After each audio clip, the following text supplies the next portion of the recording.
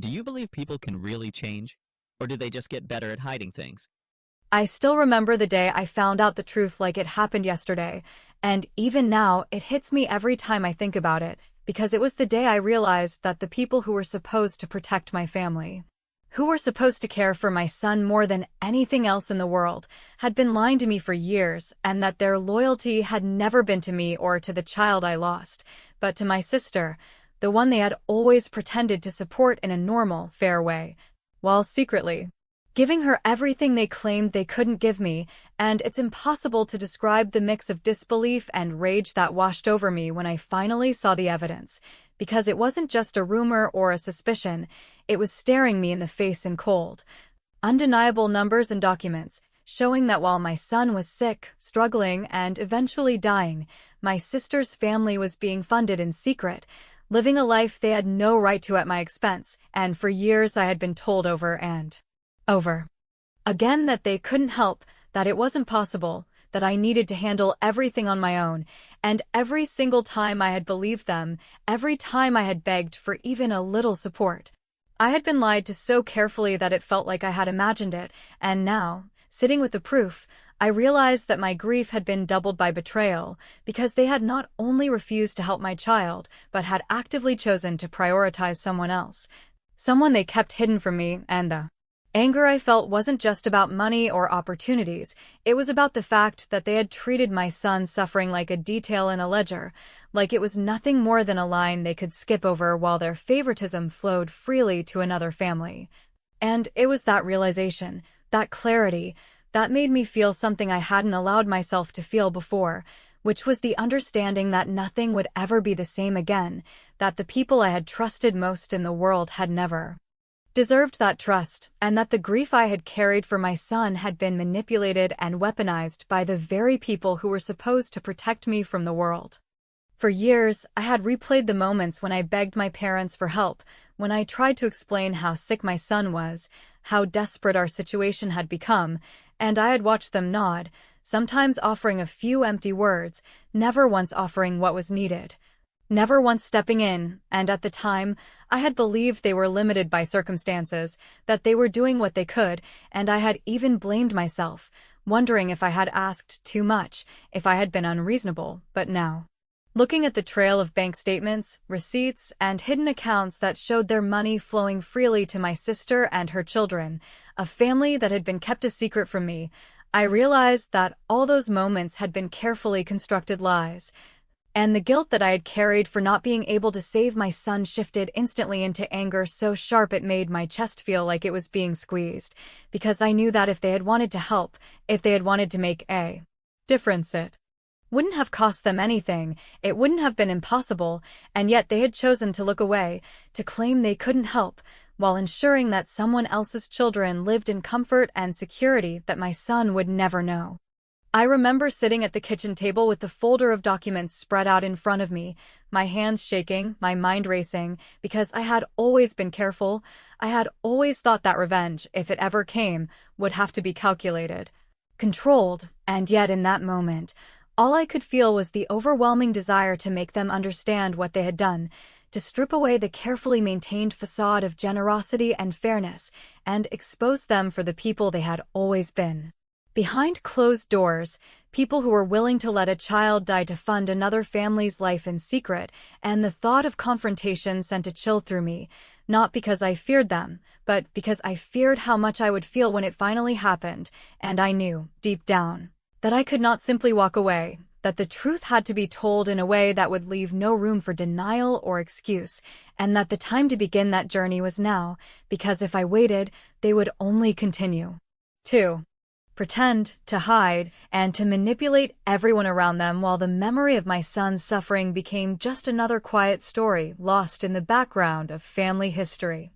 And so I started to dig, not recklessly, but methodically, looking for every detail, every hint, every shred of evidence that could prove what I had suspected for so long. Because I had realized that the only way to make them truly accountable was to confront them with undeniable truth, to show the world how carefully they had crafted lies, and how my pain had been ignored and dismissed, and even as I began collecting documents, tracing money, and making quiet inquiries, I knew that what I was building was more than just evidence. It was the foundation for the day I would finally face them in front of everyone. And when that day came, nothing would be left unturned. Nothing would be hidden. And I would finally get to see the people who had let my son die squirm under the weight of their own deceit, because the anger I had kept bottled up for years was no longer just anger. It was purpose, and it would guide every step of what was about to happen next.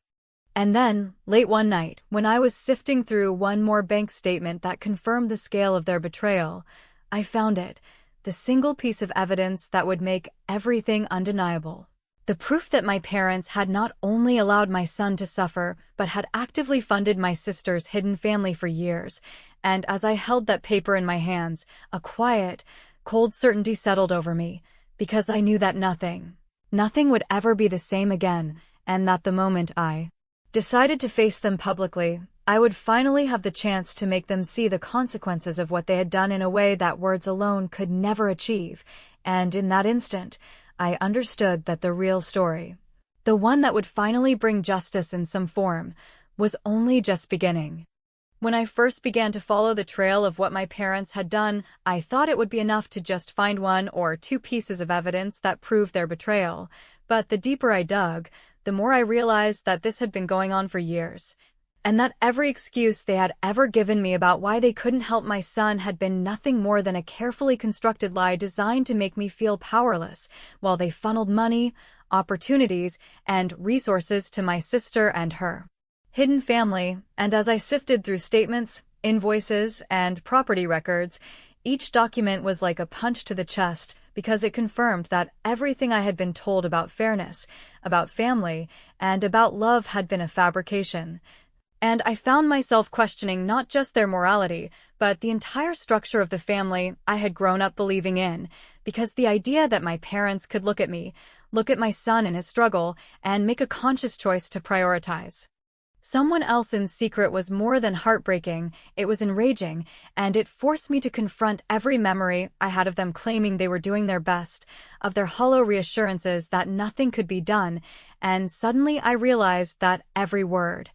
every promise, every gesture had been performative, carefully designed to hide the truth, and that realization made my hands shake every time I opened a new file, because it was not just about money or favors, it was about trust. It was about the people who were supposed to protect you deliberately turning their backs at the exact moment you needed them most. And the anger I felt was tangled up with grief, guilt, and disbelief in a way that made it hard to breathe. Because I kept asking myself how I had missed it for so long, how I had believed their lies, how I had been so certain that family meant support when in reality, in my case, it had meant betrayal. As I started connecting the dots, I found patterns that made my blood boil, because the same accounts that had been paying for private school tuition, for healthcare, for monthly allowances, and for vacations for my sister's hidden family had been deliberately withheld from us, and the excuses I had been fed in real time, the medical bills we couldn't afford, the emergencies we couldn't cover, were now proven to be fabrications. And it was a sickening feeling to realize that all those moments, when I had begged for help, when I had cried in front of them, when I had held my son's hand and hoped for a miracle, they had watched me and decided that someone else deserved that miracle more. And as I traced the payments further, I discovered properties, vehicles, and even vacation homes that I had never known existed, all purchased quietly, all hidden, all funded by the people who had refused to give my son even a fighting chance. And each discovery made my resolve harder, because I realized that what I was holding in my hands was more than just proof, it was ammunition, and I had to be smart with it, I had to understand it, and I had to plan my next move carefully, because exposing them would not be easy. And their ability to lie convincingly to anyone who asked had to be accounted for. And yet, the fire inside me, fueled by years of being ignored and silenced, would not let me walk away or remain quiet.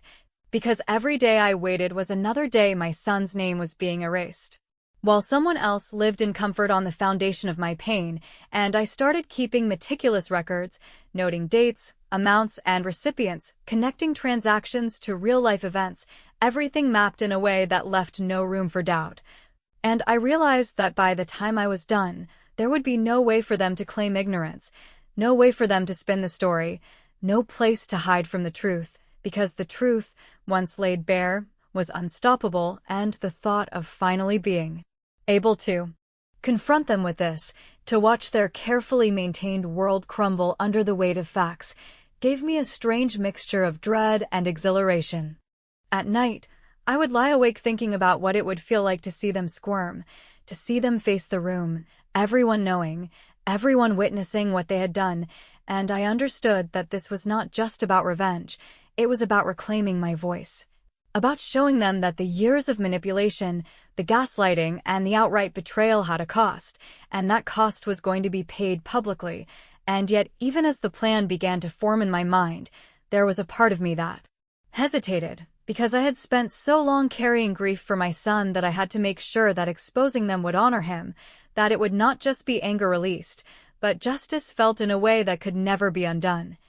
And I promised myself that I would not falter, that I would not be distracted by their attempts to guilt or charm their way out,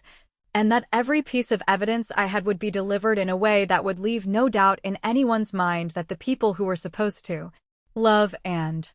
protect me and my child had chosen someone else instead, and for years, no one had questioned it. No one had seen the hidden family, no one had known, and now, with everything in my hands, the countdown had begun. And the moment to act was closer than it had ever been. Then, one evening, after hours of cross-checking account numbers and verifying addresses, I found the final piece, the one thing that could not be denied, the one document that linked every secret payment, every hidden property, and every lie into a single, undeniable story, and as I stared at it, my chest tightened with a mix of fear and anticipation, because I knew that once I revealed this, there would be no turning back, and the day I confronted my parents in front of everyone, the day I exposed the truth, would change everything, and I realized that for the first time since my son had passed, I had a plan, a purpose, and a path toward justice that they could not stop, no matter how much they tried. And that thought alone was enough to make me feel alive in a way I had not felt in years. Once I had every piece of evidence meticulously organized, verified, and connected, I realized that gathering the facts was only half the battle, because the other half would be far more complicated, involving not just exposing their lies, but doing it in a way that would make everyone understand the scope of the betrayal without leaving room for excuses, and the thought of orchestrating that moment consumed my every waking hour. Because I knew that simply sending documents or messages would not have the impact I wanted. It would not carry the emotional weight, the shock, and the undeniable sense of justice that I craved, and I began thinking strategically, analyzing every situation in which I could confront them publicly, weighing the people who would be there, the timing, the setting, and how to make sure that when the truth came out, it could not be spun, it could not be denied, and the moment would be irreversible. And as I planned, I realized that part of my strategy would have to involve patience, because these were people who were skilled at pretending, skilled at manipulation, and skilled at hiding the reality of their actions from even those closest to them, and the more I thought about it, the more I understood that I could not allow emotions alone to guide me, because the stakes were too high and the satisfaction I sought had to be precise, impactful, and undeniable. And every decision I made from that point on would have to contribute to that moment, from the order in which evidence was presented to the careful selection of witnesses who could confirm what I had discovered, to the way I would frame my words so that there would be no distraction, no deflection, and no way for them to claim innocence. I spent weeks rehearsing in my mind how I would approach the situation, imagining their expressions as each document was revealed, imagining the murmurs that would ripple through the room as the evidence dismantled the image of fairness and love they had carefully cultivated for decades, and the thought of seeing the people who had told me my son's life could not be saved because we can't help squirm under the weight of the truth gave me a mixture of anticipation and an almost terrifying sense of responsibility, because this was not just about revenge, it was about exposing the depth of betrayal in a way that could be felt by everyone in the room, so that the moral clarity of the situation could not be ignored. And I knew that my planning had to be meticulous, down to the smallest detail, because even a single mistake could give them an opening to spin the story, to distract, or to charm their way out, and the more I thought about it, the more I realized that this confrontation was going to be not only the most important moment of my life, but also the one that would define how everyone saw me, my family, and my son, because the stakes were not just emotional, they were public, and I needed to make sure that the full truth was undeniable to anyone who witnessed it.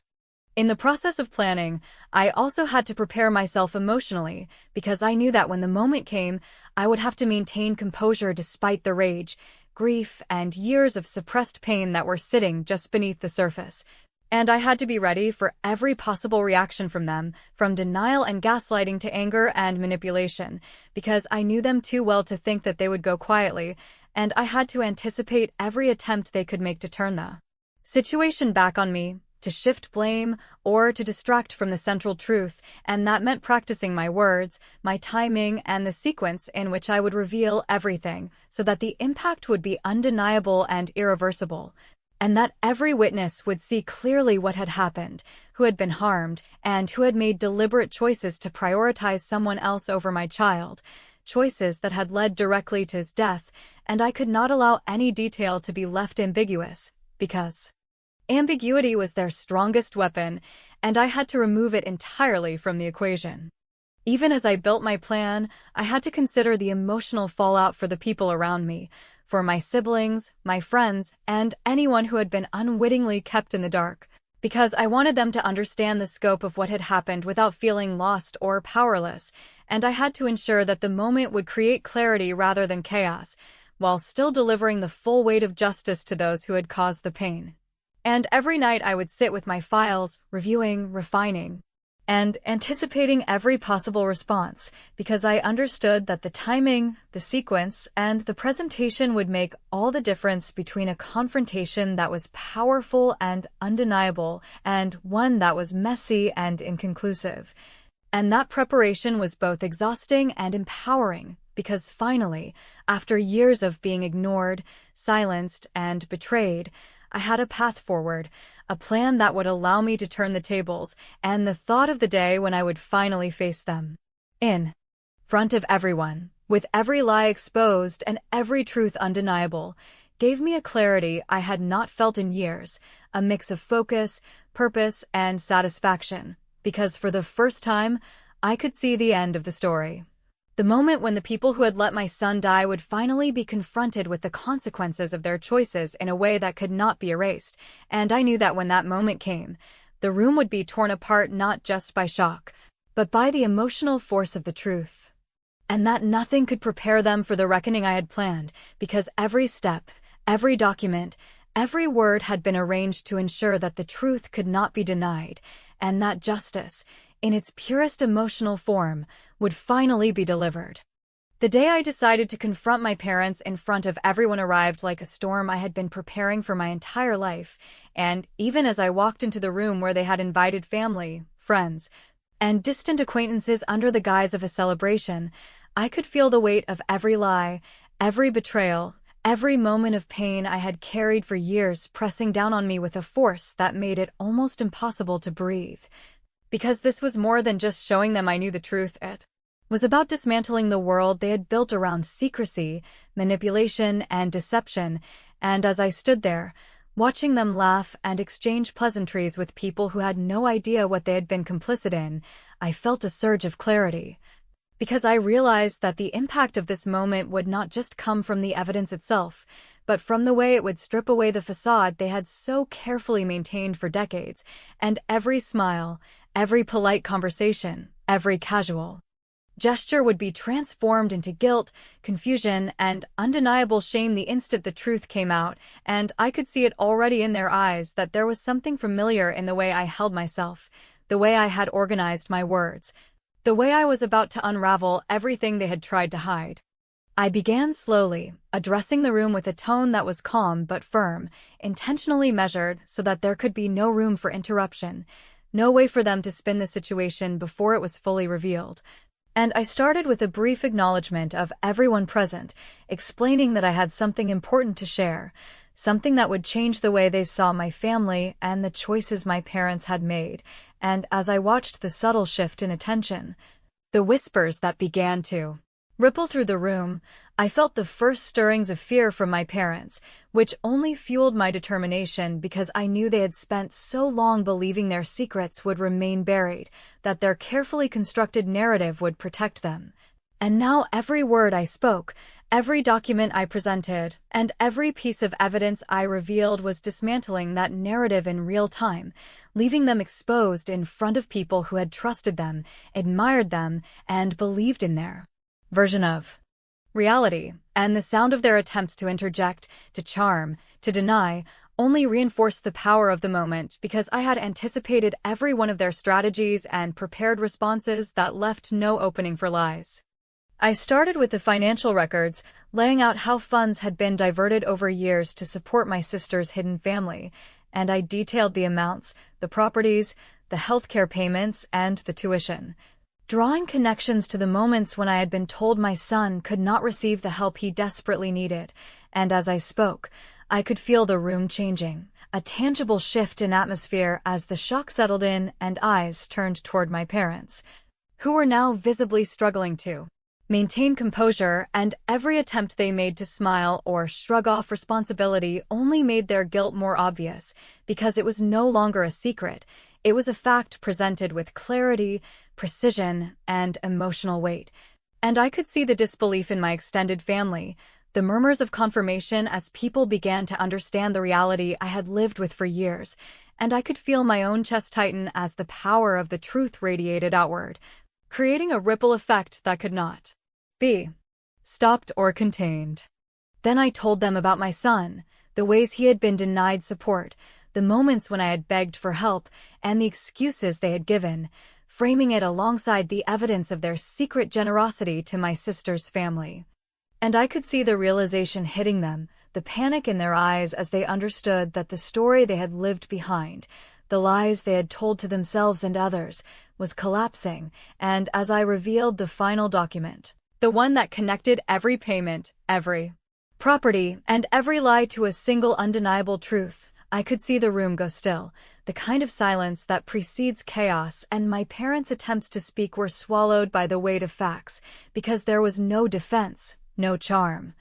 no distraction that could erase the truth. And I watched, almost detached, as the expressions on their faces transformed from smug confidence to helplessness, from disbelief to horror, and for the first time in years, I felt the satisfaction of justice in its